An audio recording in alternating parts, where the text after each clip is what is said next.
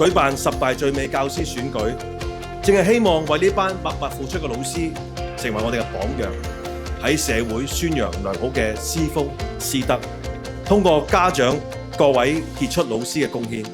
為教育傳播正能量。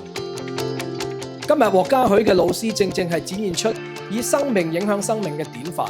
希望你哋教好每一個學生，同埋嗰份堅持同埋熱血，繼續生生不息，照亮學生嘅前路，亦都燃點教育界。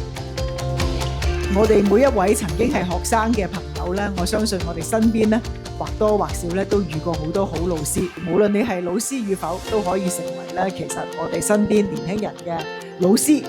啟發佢哋咧係揾到自己嘅發展方向，貢獻國家，貢獻香港。